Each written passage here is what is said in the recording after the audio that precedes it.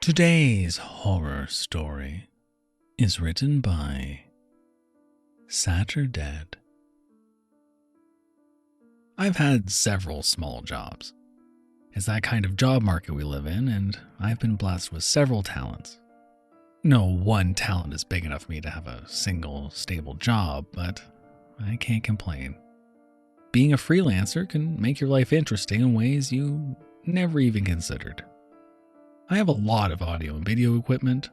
I can record small jingles, I can do voiceovers, I'm a wedding photographer, pretty much an all-around guy that is useful to keep around. My schedule is usually pretty full, and I can afford most things I want and need. It's been a good career. Of course, there are customers that make me question it, and lately I've run into a customer that made me reconsider my entire profession. Let me tell you about them. It started in early August. I was contacted through a gig site by someone claiming to be a YouTuber, focused on abandoned buildings and urban exploring. They wanted a series of long exposure shots. You know, the type where it looks like the sky changes color in a few seconds instead of hours, or where cars are speeding by at an amazing speed. That kind of shot. I've done a few before, they're pretty easy. Most cameras have a setting to do it automatically. The trick is to make sure you're nearby so nothing messes with the camera, or steals it.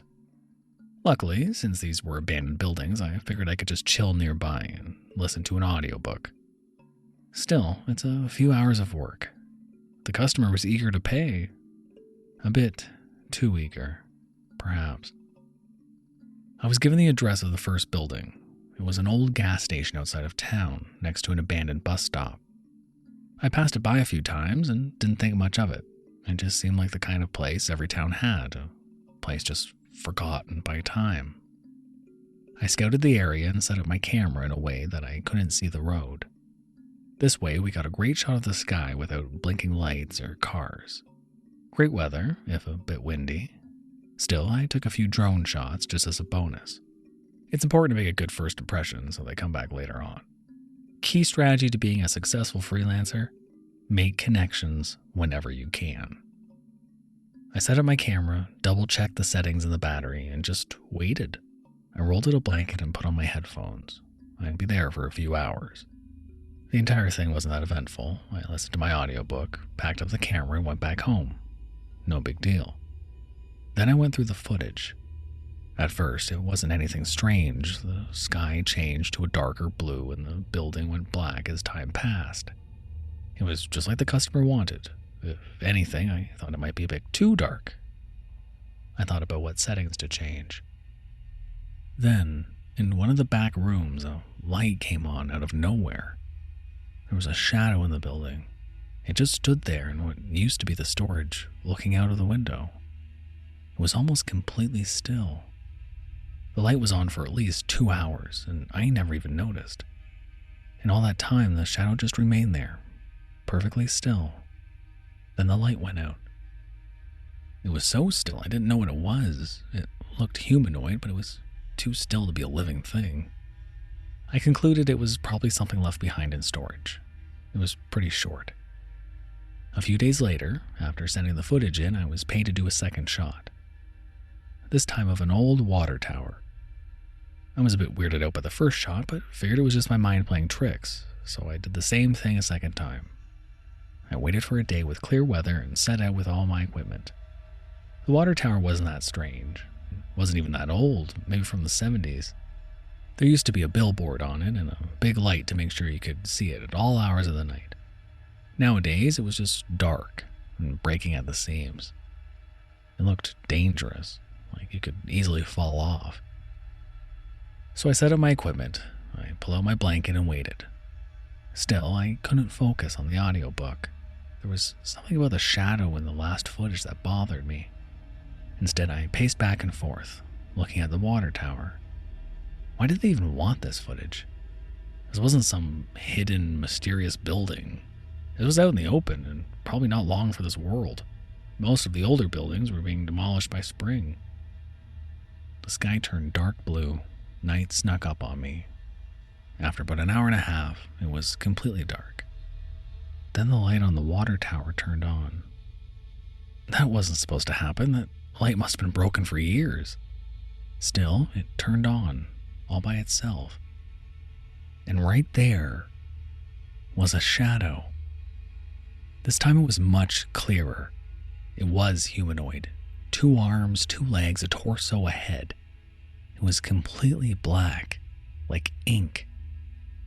I was standing well over 80 feet away, but I could still see the silhouette clearly. It was, again, pretty short. What bothered me was that there was no movement. It just stood there, still as a rock. Minutes passed, and the thing just stood there. Still, I had this feeling that I didn't want it to see me. It was like watching a lion. There was inherent danger in it. It had come from nowhere for an unknown reason, and now it just watched and waited. Did it know I was there? After 45 minutes, the lights went out. I almost forgot about the footage, but I let it go for another half hour before I packed it all up. I sent the footage in and immediately got a response. They wanted another shot, this time of an old quarry not too far from here. They offered me good money for it, but that response time was suspicious. Were they just sitting there waiting for me to send the footage? How eager were they? I told them about the shadow in the video, but they didn't acknowledge it. This was the biggest red flag for me up until that point. I considered not accepting this contract and told them I wanted to sleep on it. No more than 2 minutes passed before I got another response. We'll pay double. Now, this is where one or the other will call me stupid, but if someone is this eager to make me do something I'm uncomfortable with, it's probably for a good reason. So I refused. It felt good to walk away. I didn't trust them, and I didn't care about the money at that point. Instead, I did what I had to do to make me feel safe. I double-checked the handgun I got from my dad. I double-checked my locks and logged out for the night. But they weren't taking this lying down. The next day I got a message about 2 payments being frozen. My payment for the first 2 contracts. This was ridiculous. I'd done what they asked. They couldn't just choose to not pay for it. Still, my rent was coming up, and I'd counted on this payment. I had a bit saved up, but this was throwing a lot of wrenches into my planning. Seeing 20 missed messages from them didn't exactly make me feel better about it. I didn't trust them, not even a little. I decided to ignore them. I blocked them and told them I'd take them to court. I don't submit to blackmail. Instead, I'd use my savings. I was so happy with myself for not caving to that pressure. If I'd been 10 years younger, I absolutely would have. The following night, as I slept, I had to get up to use the bathroom. I had drunk a lot of water before going to bed, and I was just twisting and turning. You know the feeling when you're uncomfortable and just can't get up. When everything outside the bed feels like ice. So I got up.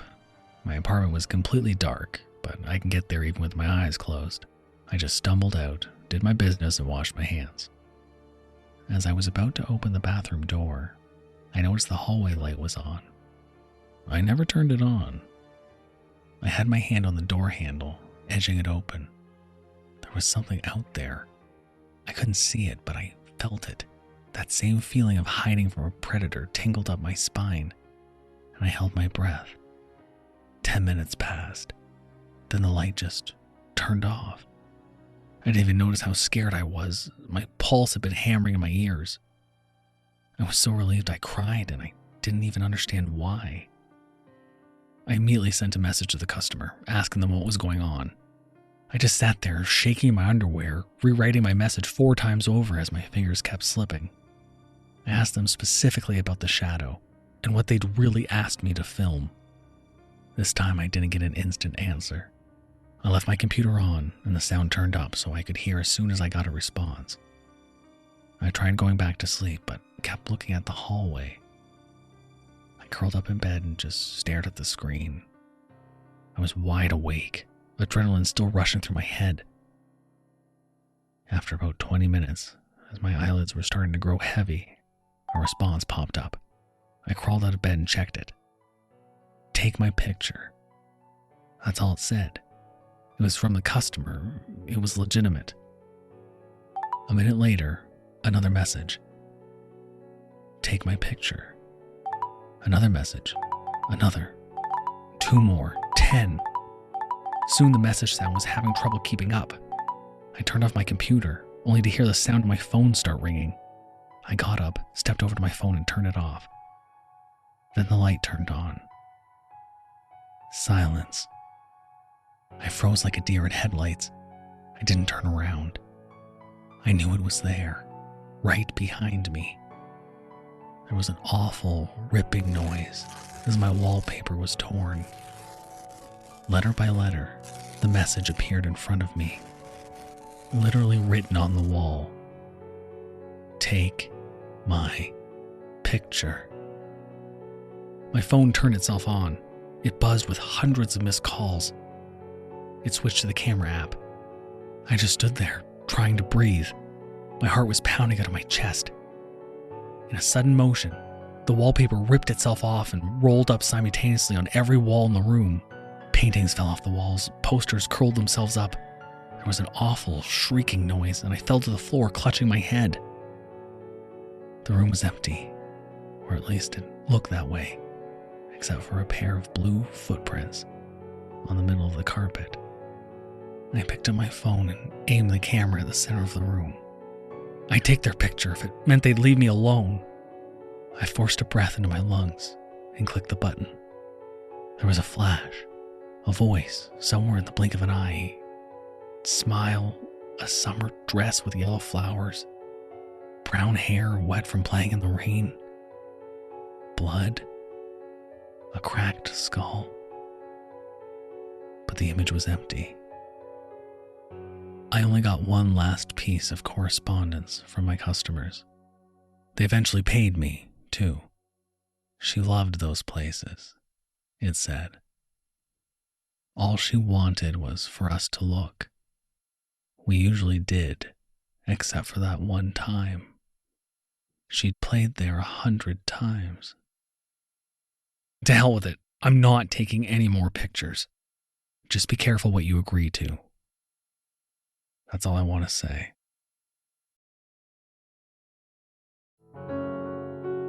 Thank you for listening. You can probably handle another horror story, right?